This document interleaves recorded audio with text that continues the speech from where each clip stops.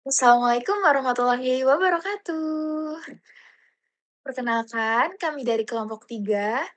Di sini kami akan mempresentasikan hasil diskusi kami mengenai studi kasus advokasi kesehatan dengan tema melindungi remaja dari bahaya rokok elektrik. Nah, sebelum kami memulai presentasinya, izinkan saya memperkenalkan anggota kelompok kami. Yang pertama, ada Natasha Salsabila Putri. Yang kedua, ada Jenilia Desiana. Yang ketiga, ada saya sendiri, Eka Dwi Anggraini. Oke, next. Nah, dalam presentasi kali ini, kami akan membahas dari latar belakang dan isu advokasi hingga ke rekomendasi. Nah, untuk latar belakang sendiri akan dijelaskan oleh Mbak Natasha. Silakan, Mbak. Baik, yang pertama itu latar belakang dan isu advokasi.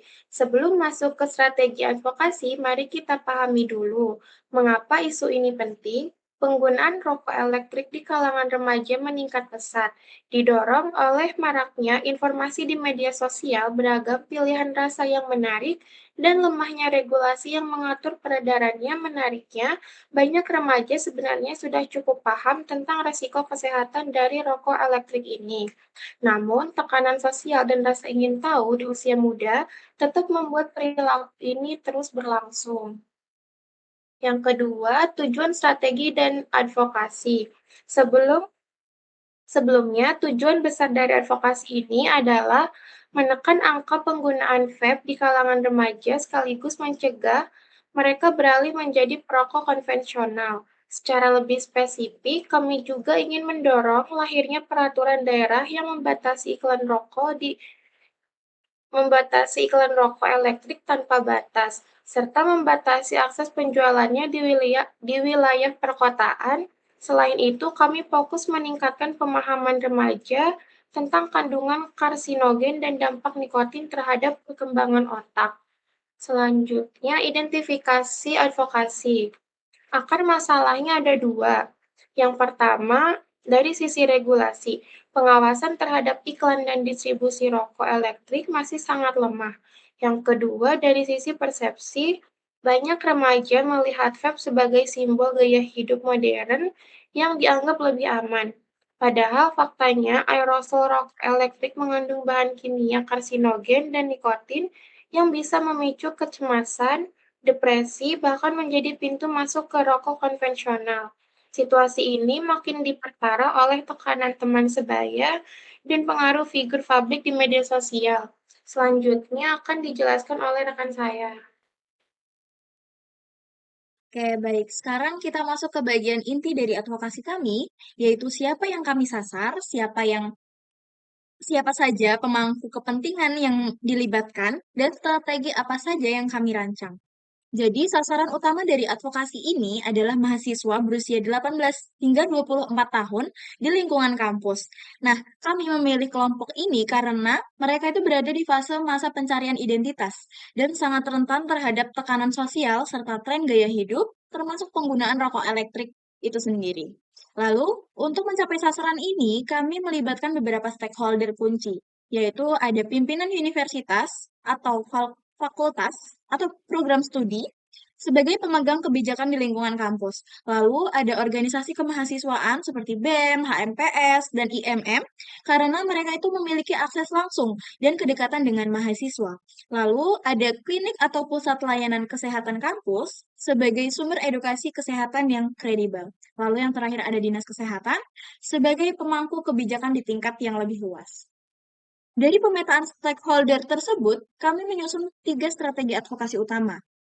Jadi, yang pertama, memberikan edukasi berbasis fakta mengenai bahaya rokok elektrik agar mahasiswa itu memahami resiko kesehatan secara ilmiah, bukan hanya sekedar mitos atau opini di media sosial.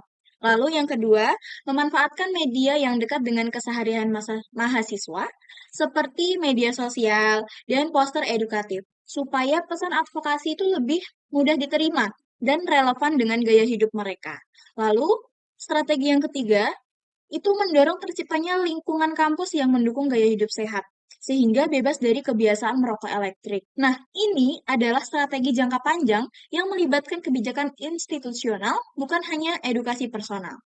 Nah, ketiga strategi ini dirancang saling melengkapi. Edukasi untuk membangun kesadaran individu, lalu media untuk memperluas jangkauan pesan, dan dukungan lingkungan kampus memastikan untuk perubahan perilaku itu bisa bertahan lama. Next. Nah, strategi tadi kami terjemahkan ke dalam rancangan kegiatan yang konkret.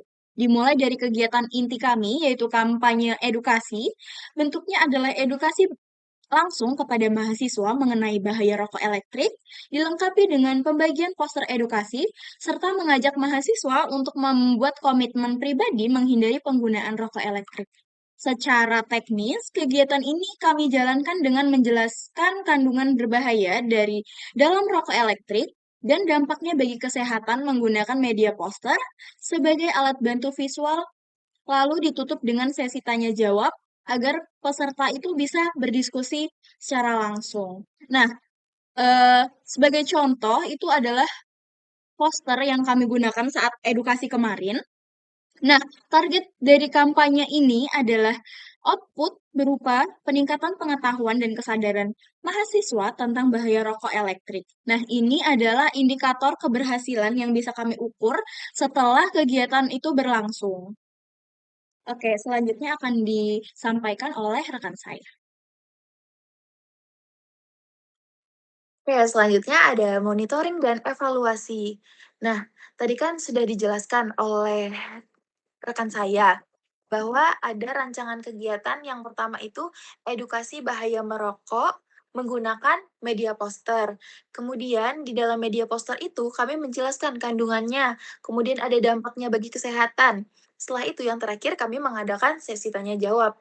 Nah, di kegiatan ini kami menggunakan 2 pendekatan. Yang pertama ada lobby dan ada jejaring. Di lobby ini, itu, bertujuan untuk membangun komitmen bersama dengan remaja untuk tidak menggunakan rokok elektrik dan saling mengingatkan agar terhindar dari kebiasaan itu. Di jejaring, tujuannya itu melibatkan teman sebaya dalam mendukung lingkungan yang bebas rokok elektrik. Oke, next. Ini ada sesi dokumentasi kami. Kami melakukan kegiatan kampanye edukasi dengan menggunakan media poster. Selanjutnya. Oke, ada respon dan hasil advokasinya itu sendiri. Responnya, yang pertama remaja mengikuti kegiatan dengan antusias dan aktif bertanya. Yang kedua, remaja memberikan tanggapan yang positif terhadap materi yang telah kami sampaikan. Yang ketiga, sebagian besar remaja menyampaikan bahwa mereka sudah mengetahui adanya bahaya rokok elektrik itu. Yang terakhir, meskipun demikian, mereka juga tetap antusias mengikuti edukasi dan aktif berdiskusi mengenai dampak kesehatan serta cara menghindari penggunaan rokok elektrik. Hasil advokasinya, edukasi ini memperkuat pemahaman remaja mengenai resiko penggunaan rokok elektrik dan peserta juga semakin menyadari bahwa pentingnya menghindari rokok elektrik dan berkomitmen untuk menerapkan perilaku hidup sehat, serta pentingnya mengingatkan teman sebaya agar tidak menggunakannya. Oke, selanjutnya. Kesimpulannya, melalui kampanye edukasi menggunakan poster, berhasil meningkatkan pemahaman remaja mengenai bahaya rokok elektrik. Meskipun sebagian besar remaja telah mengetahui bahwa rokok elektrik berbahaya, edukasi ini membantu memperkuat pengetahuan mereka mengenai kesadaran untuk menghindari penggunaan rokok elektrik. Rekomendasinya, edukasi ini tuh perlu dilakukan secara rutin di kalangan remaja agar remaja itu semakin paham tentang bahaya rokok elektrik itu sendiri. Kemudian, perlunya mendorong remaja untuk saling mengingatkan satu sama lain dan menjadi contoh dalam gaya hidup sehat tanpa rokok elektrik. Dan yang ketiga, meningkatkan pemanfaatan media edukasi seperti poster, kemudian media sosial, sebagai sarana penyebaran informasi mengenai bahaya rokok elektrik terhadap remaja. Oke, sekian presentasi dari kami. Mohon maaf jika ada salah kata dari presentasi kami hari ini. Wassalamualaikum warahmatullahi wabarakatuh.